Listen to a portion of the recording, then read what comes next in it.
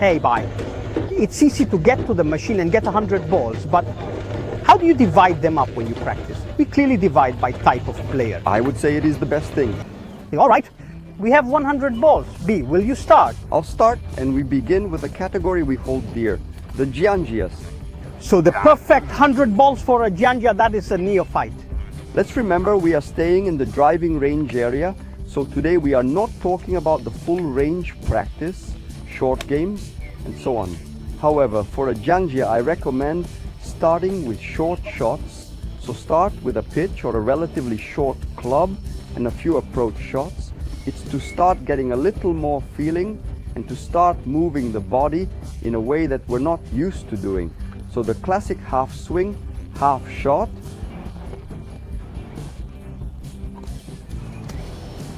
And high approach or things like that. It works great as a warm-up. Now you can use 10 to 15 balls or whatever, then just try to hit your very first few shots just to get familiar with them without worrying so much about the ball. Then you can also start to give yourself a target, because these shots here obviously are target shots. Therefore, one of the skills we have to learn is to quantify how much force we can give to the ball. And so shooting shots that go from 20 meters or even from 30, 60, 70 meters. You can do it by changing targets, often both uphill and downhill. After that G, I would tell you that we go up to what we might call a little bit of basic technique. A Giangia has a priority in the beginning, which is to be able to always get the ball flying. So it's already a good challenge. That's right. So let's take an iron that is friendly to us. It can be the classic 7 iron, but if you like the 8, it is fine. Take a club with which you have some familiarity. Yes, maybe for the Giangia I would say 8. A nice 8 iron. From here I suggest you start doing a series of swings while trying also maybe to pay attention to what were the last pointers, if any, that you had from the teacher or from your friends, watching your swing and try to bring back in your memory what are just the fundamental skills to be able to hit the ball. And be aware that there's probably going to be a lot of scattering at impact. So, for example, toe and heel shots and so on. The first thing to start figuring out is where we're hitting our ball. So, if you see that the shots don't all start well at the center, you can also do a series of exercises. So, what I like so much is this. 2 balls forming a kind of a goal where we can get our club through. Guys, make the goal a little big and do it slowly, because if you hit it, you risk catching what is practicing in front of you or even behind you, as well as your ankle. If you hit your shin, there is no problem, guys. This makes you immediately start to realize whether you hit the ball more toward the heel of the stick or more toward the toe, and then also just help you find the distance of the ball, which is one of the hardest things to find in the beginning. So there is always the question, how far away should I be from the ball? It depends on where the stick passes you. So try to find what is the right distance of the ball, your own, your right distance of the ball. And here already we have pulled off the heel and toe shot. At that point you just need to be able to get the club more or less brush under the ball, and that's it. I wouldn't then go into practice with clubs that are too long, as it might be a 5 iron or a wood. However, I would still hit a few shots with the drive, because it is a club that if it starts well and if you have it in your bag, it can solve your problem, or you could use a hybrid if you have it, or an easy woods that you might have in your bag. So we made the first 15 balls with an approach. Then how many do we shoot with the 8 iron? So almost all of them. Quite a bit. 50 or so.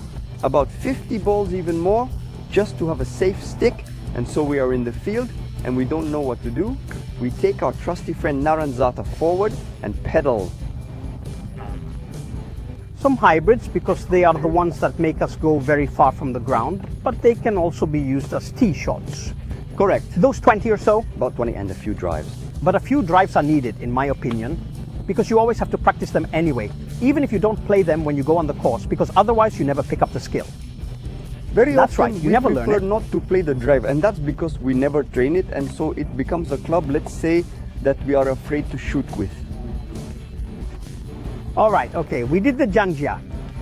Let's do a player, let's say, who is in the mid-range between 36 and 18, because I would divide them that way. I like it. You do. Okay, mid-range player. I'm starting to get my skills. I know more or less how I get the ball going because I'm starting to get some repetitiveness. At this point, the focus is not just learning how to swing and being able to get the ball in the air, because by now we can get the ball in the air with some repetitiveness. So I would start directly with the iron, the main iron, so a 7 iron, which is what we basically build our swing on a little bit as well. So let's pull out the 7 iron, and of 100 balls, I would hit the first 50 with the 7 iron. But not all of them hit like that though, just to hit them. In the meantime, you get there, do some stretching, so this part is not about the balls. However, you should get there warmed up. Then I would start with a few 7 irons hit, not quite half-heartedly, but close to it, so an 80%. 7 iron of support. This is to be able to find the rhythm. After these first few irons used with the 80% of our abilities, I would start to hit them more seriously. When you start getting into a rhythm, we should have a target, because we have to be able to figure out on average how the ball flies there. That is, if the ball always opens up. In the driving range, we should try to figure out how to make it start less cut, so less slice. But on the other hand, when we are then on the course, we have to know a little bit that it hopefully has to play in our favor, that spin. So we have to figure out how much does it turn. The best thing is, Benny, you forgot the cues. So I'll throw down a random club, one of the long ones. Benny has a 4, this is B's bag. And let's choose a target after that. Gosh, let's start hitting our shots and see where the darn ball ends up, because this is the best way to be able to dose and calibrate the other 20 balls. So 20 to 80% with 20 of them trying to pull a target. 10 more, you need to start having a little bit of feeling. So start looking for shots that are a little bit low. Maybe imagine an approach shot that has to stay low under the plants. It has to do maybe only 60 or the 70% at most of the way you usually do with your 7 iron, so stay soft.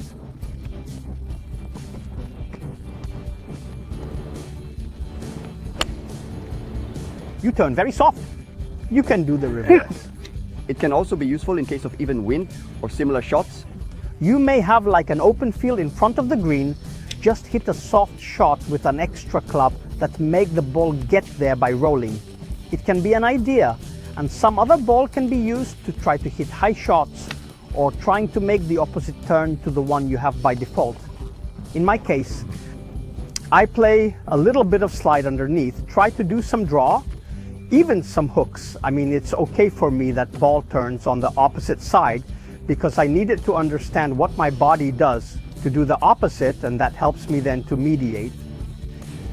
The first 50 balls are gone now. After that, we have to put the ball in play, and we have to put it in play the best we can. So the tee shot is crucial. I would spend a lot of time on that. So I'd play 30 balls with the club that you guys use to shoot the tee shot with. Do you have 2 of them? It's okay, because maybe you have a hybrid or a little wood for probably all the tee shots, and then you hit maybe a few drives at the holes a little bit wider, okay? When you have to use all your strength. Maybe of 30 ball, hit 20 with a hybrid or a wood. In short, what you play most often, and another 10 or so with a drive. Last 20, that's where the sand comes in, also the half sand. Here you can also try to figure out what gap you have between the pitch, mid-wedge if you have it, and the 50 sometimes. This is what happens. For example, Benny has a 52, the 52 special wedge. So the ball already tends to fly pretty high. You've got to go a little bit because you want to keep up with the pitch. You can practice with the last 20 balls. So you take the pitch and you hit it 80%, and you use the 52 both full and 80 so that you calibrate that part of the game, so that when you're on the course, you're able to bring home the maximum advantage where you then have to score, because these shots start to be important. You have to be able to place them as close to the target as possible. which doesn't have to be the pin. It can also be an area of the green, but that then allows you to maybe easily make two putts. B is a player who is starting to be under 18 handicap, a bogey player, but also maybe up to a 12 handicap. What would you recommend? The player who has a little more of feeling, the player who has to start making big pars to bring home the result. Here it changes the practice a little bit. Here now the skills to move the club, we already have them all, i.e. we know how to hit the ball with each iron. We have to find a way to send the ball as close as possible to where we need to shoot it. So training has another purpose, is target training. At this point, shots shot without a target start to become almost useless. I would hit maybe a few just warm-up shots if you are feeling a little tied up, but just the very first few balls. From there on, if possible, all shots should be shot on target, and I will tell you more. Sometimes use lines to take aim and to make sure you are shooting straight.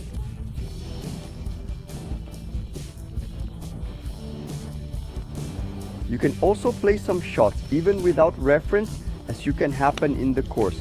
I suggest every time you change iron, put down a club for the last balls.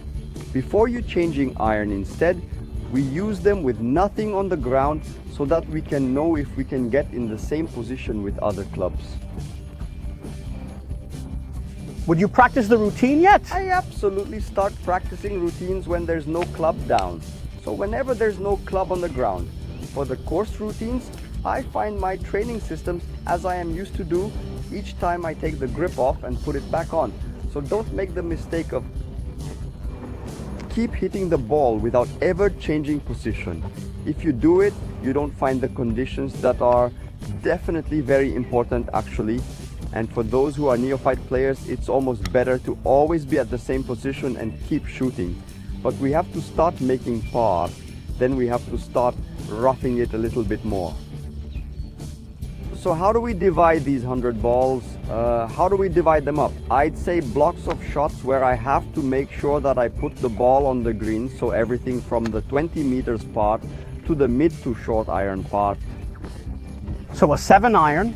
Let's say a 7 iron, an 8 iron, or even a 6 iron, depending on my skills. However, if I'm very good at playing 50 balls, I would try to hit them over that range, also trying to give some, let's say, shape to the ball by avoiding playing higher fade shots lower without any issues with some effects. If I'm lucky enough to also practice from the ground or to try some balls not necessarily set up well. So for example, in this case, the ball is in a hole and see how to play it in order to be able to keep it down from inside the sod. Then we need the club in order not to do damage some types of woods. Let's call them that ground woods, rather than hybrids or rather than long irons. In that case, the goal should be having a safe shot that allows me to get to avoid the critical areas of the green. So for example, if I know I have a lot of holes where I have to play with a long iron, maybe with a lake to the left, I surely have to try to practice not to get the ball too far to the left without not making it drop inside the lake. Here I would say about we can practice with 20 balls, and then I have to find the maximum safety with the long club, for instance with drive, or the club that I will use for tee shots. Let me tell you more guys, you should simulate more, possibly tee shots. So imagine in the driving range just how you can play well that hole.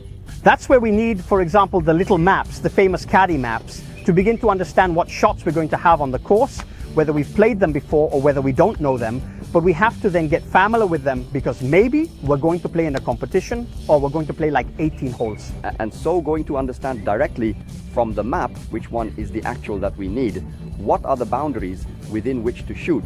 It can then give us more confidence when it's time to really show up on the course. With the club, we know that that shot there is worth, because one of the big differences is that hitting a ball in the driving range without pressure or hitting it on the course with the score in the pocket makes a difference.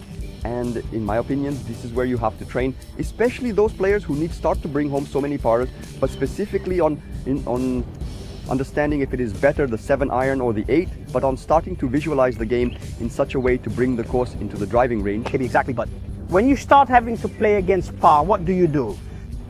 How do you practice here? This is how I practice with my 100 balls. Nah, that seems we are about to say stupid shit. The 100 balls within the same video, moreover. Whatever you do, there 50 balls of big. Let's start. I'm blonde, I'm handsome, I have hair. And I am thin, by the way. I tend to go up with clubs. However, I like to start the very first shots with an 8 or a 9 iron and make full swings 50 meters away. So basically a slow motion. That is under control and allows me to better feel where my club is and also try to sense if I'm already starting to make some mistakes that I don't want to make, because at this point, if I want to do under par rounds, I already know where my problems are, and so I already know how to work on them and how to avoid them. The first few rounds are about not finding those negative feelings there, but add positive feelings.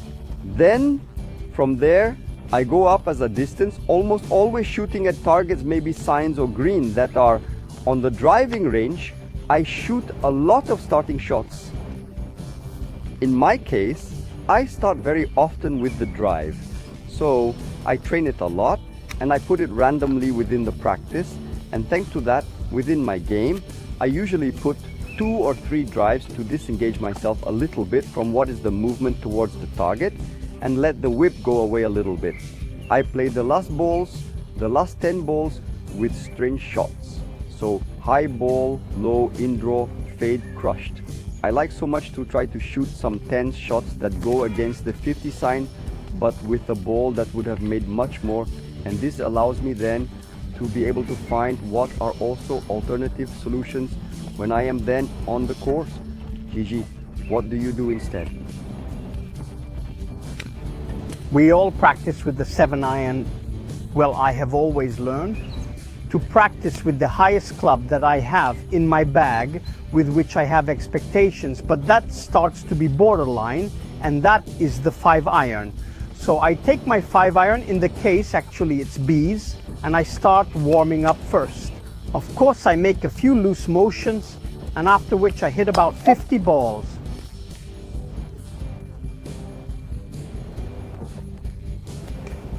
All with the 5 iron, as if I was on the course, so no lines. Okay. And a lot of routine. I need to make my body remember what it will be doing on the course, because that's where I have the most stress, that's where I want to make the result. So the driving range for me, okay, it's where I have to get something right in the swing. I come and hit 100 balls. However, in order to make the score, what changes so much is to try to replicate on the driving range as many times as possible what will happen on the course. So always place the ball a little bit randomly, okay? You know why? I'll explain it to you, but clearly if you're on the mat you can't do that, so take that part out. That being said, the haphazardly placed ball allows us to think about a different shot every time. In the specific case, this one is put a little bit inside an old sod, so definitely I won't be able to hit a full shot. Definitely I'll have to come a little bit more from the outside, a little bit more squashed, and so I'll make that kind of shot. I figure it, I do my routine, I take my direction to the target where I want to go, after which I get down and I'm going to hit my shot. And let's go. And that's the way it is for each shot. At this point, the first 50 balls, minus maybe the first 10 that I shoot, just them full from a right lie, just to get a little bit of rhythm. So 10, 50, we're up to 60. I've shot them all as if I was on the course, and I did it with the hardest iron that I still want to make a good shot with. So you guys learn according to what your own is. It could be a 7 iron, it could be a 4. I always use a 5. Then I have a big problem from the tee, because I shoot quite hard, but I also shoot quite crooked. So for me, the drive and the tee shot in general is a shot that is worth quite a bit. However, I can't practice that many, it's tiring. So what do? I usually hit a maximum of about 15 shots, half of which using the 3-wood and the other half with the drive. What do I do there? I do the same thing I do when I'm practicing with the irons, I visualize a hole and I look for the kind of flight that I'm going to make and that I want to make in that hole. So I hit these other 15 balls, so 75 balls are hit like that. The last 25 balls, since we're only on the driving range today, so we can't go on the short game, I hit them along with the feeling of the rhythm of the shot. On pitch 50 degrees I have, and 56 anyway, on pretty much every wedge. I hit 5 soft balls and 2 or 3 full balls for each of these wedges. So that goes to increase my feeling with the clubs.